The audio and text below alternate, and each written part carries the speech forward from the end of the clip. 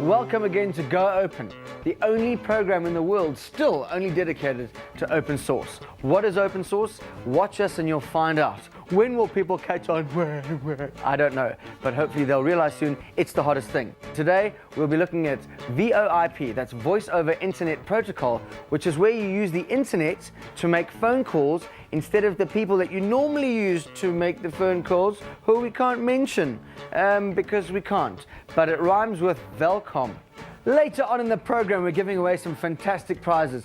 DVD writers, computer monitors, all sorts of stuff, including clothing. There will be clues in the program, so pay attention if you, it's the right thing to do, really.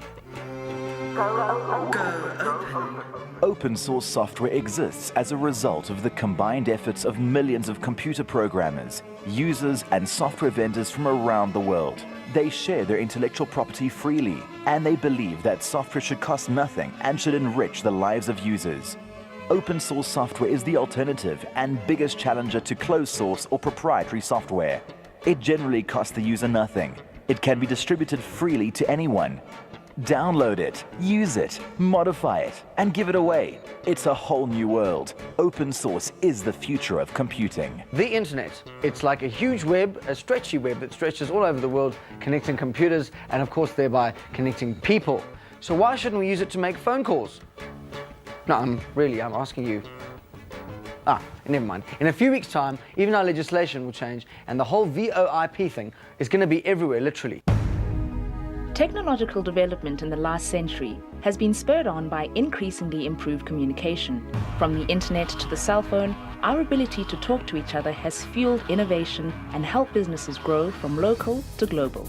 The technological world has been described as a global village, but there are still some barriers to be overcome.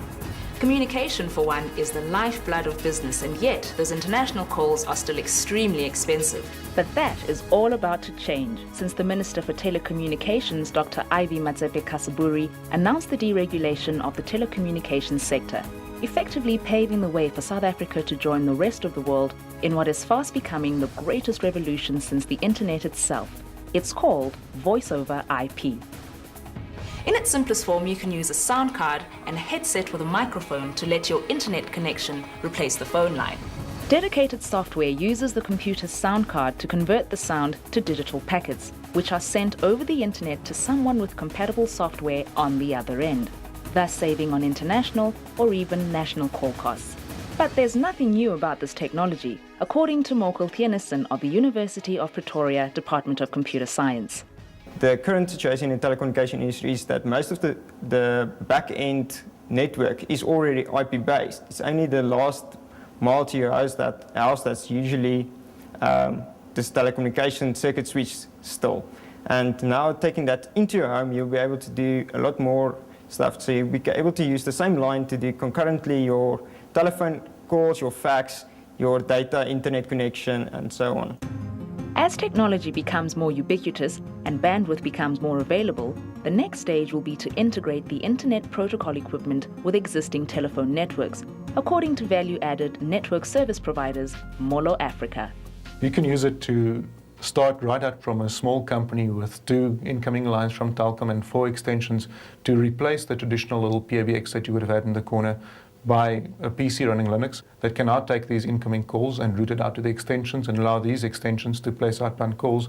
But then with all the fancy features that go with that, such as music on hold or voicemail or least cost routing when you want to route outbound calls directly to the cellular operators, and then pretty sophisticated and advanced functions such as an auto attendant where you get the lady saying, please press 1 for sales, 2 for marketing, whatever, and finally even a conference bridge. So you can have this sort of system where incoming calls can all be joined together in one conference and people don't have to travel to attend meetings. But this doesn't mean that the next generation of telephony will keep you tied to your PC. Molo Africa have produced an adapter that turns a standard telephone into an internet-enabled device. So that you can run a conversation from this regular old telephone here over the Ethernet LAN as an IP conversation. Behind all this runs an affordable open source tool called Asterisk. It's a version of Linux that has been developed to provide a range of IP telephony services. It's one unified platform that serves as the basis for several different applications that can be built on top of it. Services such as interactive voice response, conferencing, call center functionality. But the IP system wasn't designed to handle voice and video. When sending a data file via a network, it gets broken up into manageable data packets, which arrive at different times, and the system reassembles it on the receiving end. But if we were to do this to voice, it would sound something like this. Hello? I'd like to buy a really expensive to buy a computer, please. Packets need to be in sequence, arrive at the user, so the voice call is recognizable to the end user. And that's why you have a carrier-grade standard of implementing the network layer. Both telephone and IP networks have traditionally been cable-based, but now an opportunity exists for developing countries in Africa to leapfrog technology by implementing wireless networking, which can be a great deal less expensive and more accessible. Providing internet access there is simple through wireless technologies, and once you've got the wireless data connectivity, which is already happening right now, it's pretty simple to just run voice over that, and therefore that will really make voice telecommunications very accessible, very inexpensive, and very widely available. So the world's changing and open source is a big part of that. So let's talk to Eric Raymond, the author of The Cathedral and the Bazaar, considered by many to be the Bible of the open source movement. Eric, welcome to the show. We here in Africa are pioneering the open source movement. How was it for you as a pioneer all those years ago? Just felt like something I had to do. I was tired of watching my people lose. Why were they losing? Because they didn't know how to market. They didn't know how to take the idea of open source software to the mainstream and make it persuasive to business people, to the press, to the mainstream culture. And it was about time somebody took that on. Why do you so believe in the free and open software movement? Because I've learned from experience over the last quarter century that keeping secrets is a bad idea when you're developing software. Software that's kept secret doesn't get sufficient peer review, it doesn't get sufficient scrutiny, and bugs lurk in it forever. You were instrumental in getting Netscape to release their source code. Can you just tell us a bit more about that story? I was sitting at my machine hacking on something, and I got email from somebody who I'd never heard from before, and pointed me at a web page, which was a Netscape press release, and he said, "They mention your name." And so I wrote him back email saying yeah, this does look like somebody's been reading my papers, and I guess I should call Netscape and find out what's going on. So I realized at that point that fame was about to land on me, and I wasn't sure I was ready for that. The CEO had been briefing the national press about their new strategy of openness and had attributed to my work, and that meant the press was going to come calling. And I had to think a lot about whether I wanted to take that on or duck back into a hole. I decided to take it on, and that's why I'm talking to you today. Tell us about your life as a hacker. I should explain that anybody who tells you that a hacker is somebody who breaks into computers is talking through their hat. This is nonsense. True hackers are programming enthusiasts. They are people who love to build and improve software systems, and true hackers are the culture that gave you the internet and the World Wide Web. And I became involved in that culture in, I guess, around 1976, when it wasn't even the internet yet. It was the old ARPANET. I continued to be part of that culture and write code and share code and communicate with people and solve problems. I've been in it for more than 25 years now. Go open. Coming up later in the show, we meet someone who had his life changed by open source. Oh, and Mark Shuttleworth will also be around to talk about a program that keeps people chatting all around the world. Of course, there are also prizes to be won, and we are putting the whole program on DVD. But not only that, we're also going to put together a package that includes some things, backstage things you shouldn't have seen, things you didn't see, and things we didn't even know that were being filmed. And I really wasn't the person in that film. It was actually done by the GIMP. Go to goopensource.org for more info. Very exciting. Back after this break. Ah. Open source really is changing people's lives, some rapidly and some more profoundly, but over time. Take, for example, the story of Solly Masinga, who was a packer and now he's a hacker. What does a young man have to do to get singled out for special mention by Thabo Mbeki, the President of South Africa? And you'll be able to change your life for the better. Solly Masinga is a full-time employee at the HP iCommunity Centre in Limpopo. But just a year and a half ago, he was a fresh-faced volunteer when he offered to unpack dozens of new computers that had just arrived for the new centre. We started unpacking the boxes together, and from there started loading the computers. He said I've got 100 computers in the storeroom and we need to prepare the computers. His supervisor, Yunus Hassan, was bowled over by his enthusiasm. Solly came in as a temp initially for a week, and after that we decided, that's myself and Solly, that he should stay on here because it had great potential for him. Knowing that Solly had some prior knowledge of computers, Yunus felt that the young man would easily rise to the challenge of installing new operating systems on the very computers he had just unpacked. The operating system was Red Hat Linux, something completely new to Solly. Operating system was it? He said Linux. I said, oh, it's the first time I see this. The HP iCommunity Centre aims to create self-sustaining projects like the call centre training and development venture. Because it brings technology to the community, people like Solly have been able to expand their knowledge rapidly, according to Moshe Mafisa, Solly's boss. A perfect example is Solly, who had no prior knowledge of open source, who had no prior knowledge of networking. Now he's a master in open source. Now he can set up wireless networks, he can set up a server. So yeah, it's endless. The local municipality approached the iCommunity Centre for help with a special project. They needed a wireless network to be installed for their computer system. The person chosen for the job, Solly Masinga, and nowadays his duties extend further afield. I'm responsible for the testing and the first line technical support of the 441, and also the customization of the 441. The 441 is a system designed by HP, which is basically a computer that can be used simultaneously by 4 people. Solly has been chosen as one of the key members of the development team. Even when you say, let's go sleep, it's now late. We go to bed, he'll also be still studying, looking for references and researching on whatever we had a problem solving. So yeah, he's just amazing. The project is here not to measure the power of technology, but to change the people's life in a positive way. Hard work, an aptitude for computers, and the will to succeed. These are just some of the factors that brought Solly Masinga onto the same podium as the president. That concludes our speech. Thank you very much. Amazing what someone with determination and the right tools can do. As they say in Cape Town, well, we've taken a look at voice over IP and how it's changing the face of telecommunications here and overseas. I now have here with me in the studio someone who's helped to develop one of those very systems, one called Ilanga. I have Jason Penton in the studio. Jason, you won a prize for some innovative work that you did. What we did was we took our system and we entered into the National Innovation Fund competition. We entered into the road section, and we won it. The system itself is called Ilanga, which is a system that we're using to switch telephone calls using a basic computer. We have a command center which you can control your entire communications portfolio from your computer.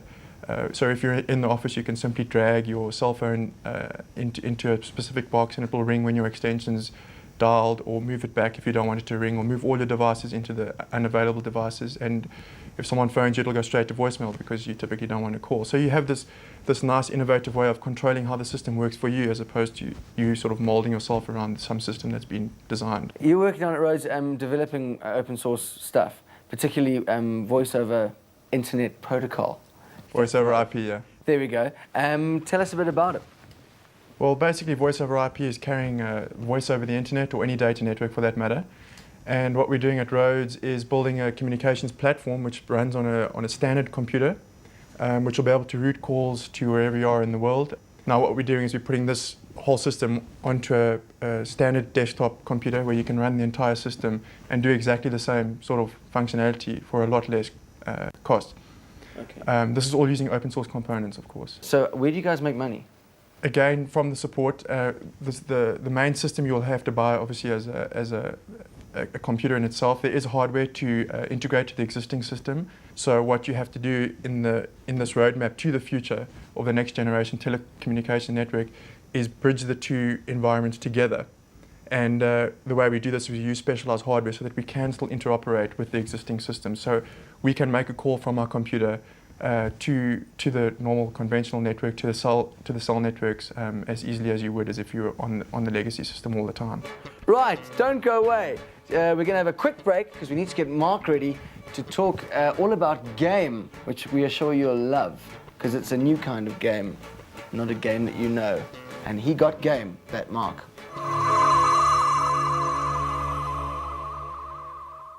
Right, welcome back. The most wealthy tent you've ever met is now ready and standing by to let you in the world of chatting using your computer. Not chatting up your computer.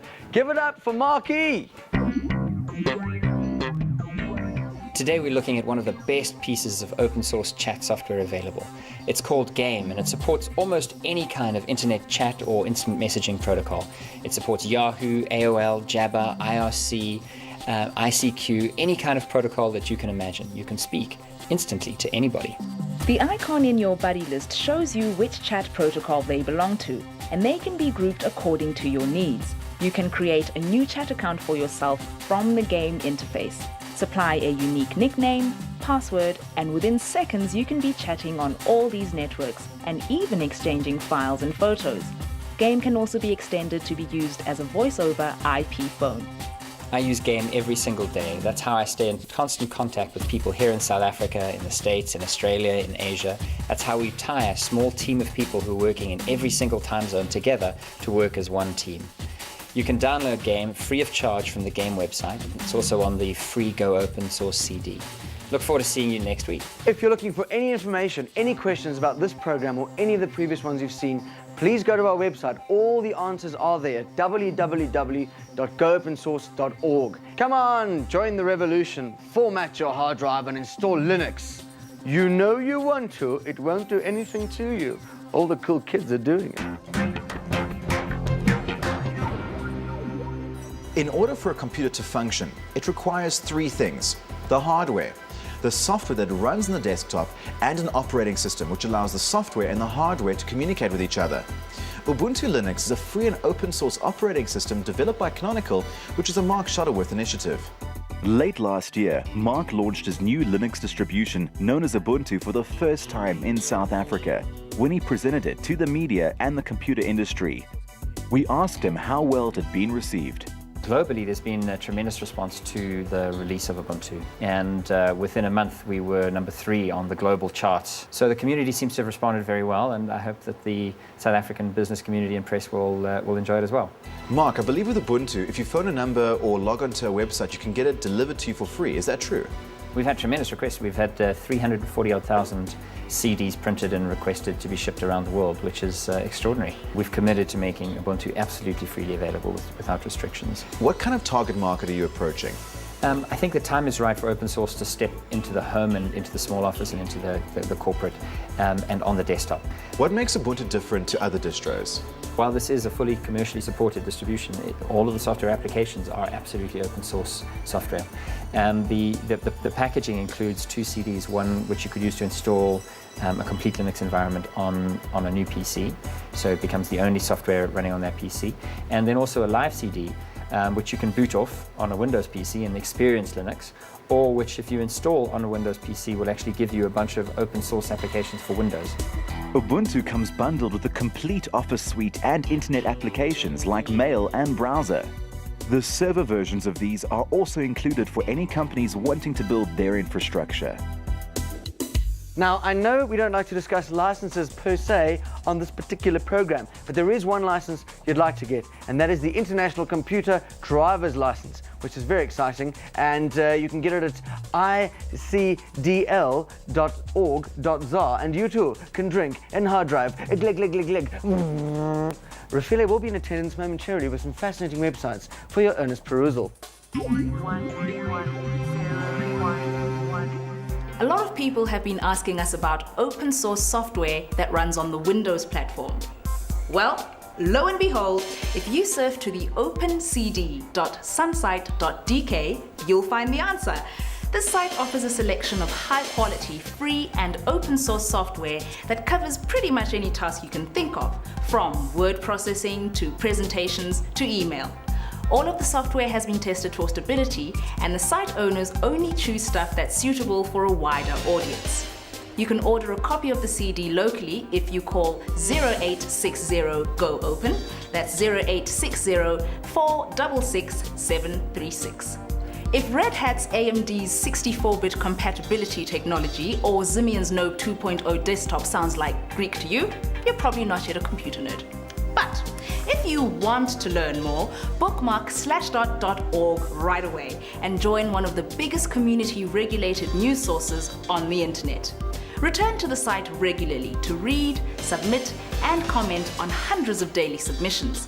And if you're looking for software, the first port of call is freshmeat.net.